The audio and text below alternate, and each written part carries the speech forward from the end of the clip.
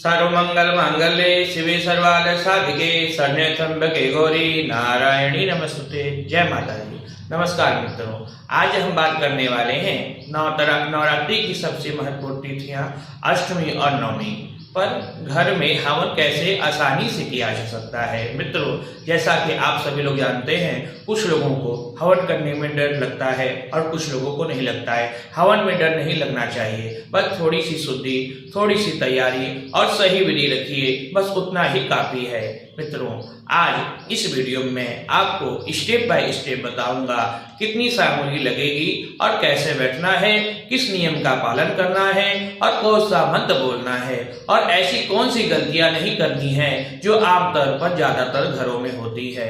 मित्रों, जैसा कि आप सभी लोग जानते हैं, नवरात्र का पावन महीना चल रहा है। नवरात्र में माता जगदम्बा अपने भक्तों की सबसे पहले रक्षा करती हैं, उनका कल्याण करती हैं और उन्हें मनोवांछित फल प्रदान करती हैं। तो मित्रों, सबसे पहले ये जान लेना बहुत जरूरी है कि अष्टमी और नवमी पर हवन क्यों किया जाता है। मित्रों, जैसा कि आप सभी लोग जानते हैं, नवरात्र में अष्टमी और नवमी देवी दुर्गा की शक्ति के सबसे शांत और सबसे तेज रूप वाले दिन माने जाते हैं। अष्टमी पर हवन करने से शत्रु बाधा, रोग, डर और नकारात्मक ऊर्जा से मुक्ति मिलती है और सकारात्मक शक्ति ज्यादातर प्रवेश करती है। अब नवमी की बात करें, नवमी में हवन करने से धन, संपत्ति, नौकरी, व्यापार, विजय और अन्य समृद्धि के लिए विशेष फल प्राप्त होता है। घर में धन में लक्ष्मी का वास होता है। घर में हवन करने से पूरे परिवार का वातावरण पवित्र होता है और नेगेटिव एनर्जी घटती है और घर की में सुख, शांति, समृद्धि बढ़ती है।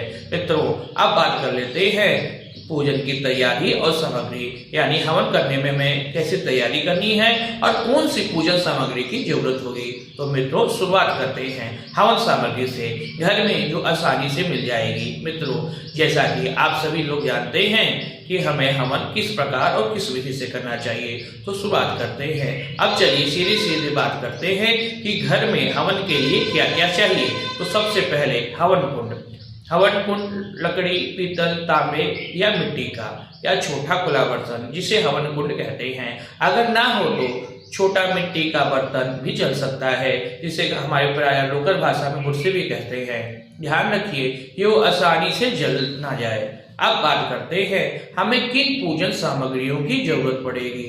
तो सबसे पहले शुद्ध देसी घी, अगर उपलब्ध हो तो बहुत बढ़िया है, नहीं तो बाजार से भी खरीद सकते हैं।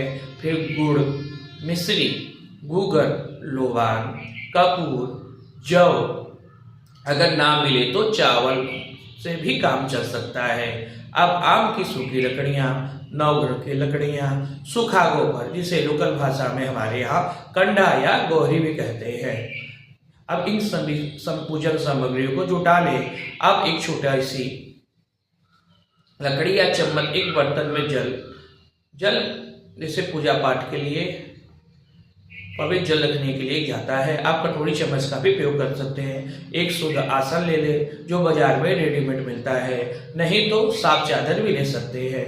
बहुत जरूरी बात मित्रों, सब कुछ स्वच्छता के साथ करना चाहिए। सब कुछ साफ और सुथरा रखें। हवन करने से पहले या तो स्नान कर लें या कम से कम हाथ, मुंह और वस्त्र जरूर साफ कर लें। मित्रों, अब बात करते हैं हवन की जगह, हमें हवन किस जगह में करना चाहिए। जैसा कि आप सभी जानते हैं, घर का वो कोना चुनिए जहां हवा आसानी से आ जा सके। खिड़की के पास या छत पर, इससे धुआं बाहर जाएगा और घर के अंदर ज्यादा नहीं रहेगा। अब बात करते हैं कि हवन करते समय हमें कौन सी दिशा का चयन करना चाहिए। हवन करने वाले व्यक्ति का मुख पूर्व या उत्तर की ओर होना चाहिए ताकि आंखें अग्नि की ओर रहे।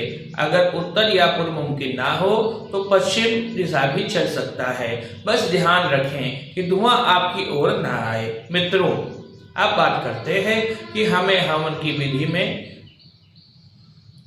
विधि। अब मैं आपको स्टेप बाय स्टेप हवन की विधि बताना प्रारंभ करूंगा कि हवन हमें कैसे करना है। तो शुरुआत करते हैं हवन विधि। घर में 5 आसान तरीकों से हवन किया जा सकता है। पहला है, स्टेप बताता हूँ, आप चाहे तो इसे नोट डाउन भी कर सकते हैं। तो सबसे पहले शुद्धि और आचमन। सबसे पहले अपने हाथ मुंह धोएं, थोड़ा सा जल ले और मुंह पर, आंखों पर, नाक पर छिड़कते हुए या उंगलियों को छूते हुए आप ये मंत्र बोल सकते हैं। हरि ओम पविता पवित्रो वा सर्वास्थां गतो विवा यस्मरे पुंडरीकाक्षं स्वायम्यंतरा शुचि। इस मंत्र से शुद्धिकरण करें। अब हाथ में जल अक्षत पुष्प लेकर संकल्प बोले। अब धीरे धीरे बैठकर बोले मम हरि ओम दिवस्तारे विष्णुमंत्रे जम्बूदीप खंडे आर्यावती दिशांगते।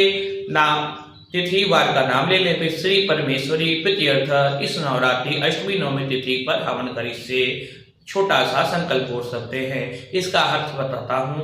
हमारे सारे पाप और बाधाएं नष्ट हों और माँ दुर्गा की प्रशंसा के लिए मैं इस हवन को कर रहा हूँ या कर रही हूँ। फिर उसके बाद गणेश जी का आवाहन करेंगे और अग्नि प्रज्वलित करेंगे। गणेश जी का आवाहन करते हुए मंत्र बोल सकते हैं। ओम गणपतये नमः या बड़ा मंत्र। ओम गणानां त्वा गणपतिगुं हवामहे प्रियाणां त्वा प्रियपतिगुं हवामहे निधीनां त्वा निधिपतिगुं हवामहे वसो ममाहं यानि गर्दमादं यासि गर्वधम्मः।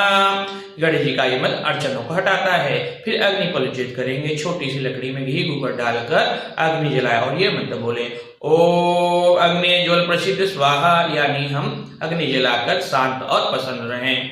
अब आहुति मंत्र बताता हूँ। अग्नि जल गई तो अब धीरे धीरे आहुति देना प्रारंभ करें। पहले गणपति जी की आहुति दें। ओम गणपतये नमः 10 अंग बना ही चुके हैं। फिर उसके बाद ओम भू दुर्गाय नमः या ओम ह्रीं दुर्गाय नमः 108 बार आहुति दें।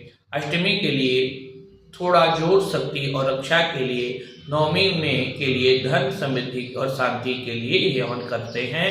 तो जो भी मंत्र आता हो श्रद्धा भक्ति के साथ आवाहन करके आहुति दें। और उसके बाद पूर्ण आहुति बहुत जरूरी है। पूर्ण आहुति के बाद आरती बहुत जरूरी है। आप चाहें तो आरती में ओम जय अम्बे गौरी या पुस्तक से जो भी आरती माता जी को अच्छी लगे आप वो कह सकते हैं। पूर्ण आरती के बाद प्रसाद बांटें और उसके बाद जल को पूरे घर में छिड़कें। फिर अग्नि जलने दें। फिर आरती पढ़ते हुए पूरे घर में आरती दिखाएं। इसके पश्चात प्रसाद वितरित करें और जगदम्बी माता से क्षमा याचना करें। आपके मन में जो भी इच्छा हो माता से मांगे। उसके बाद भक्तों और घर के परिवार में जो लोग हों उन्हें प्रसाद जरूर दें। तब अगर आपको ये वीडियो समझ में आया हो तो प्लीज़ मेरे चैनल को लाइक, कमेंट, शेयर जरूर करें। तब तक के लिए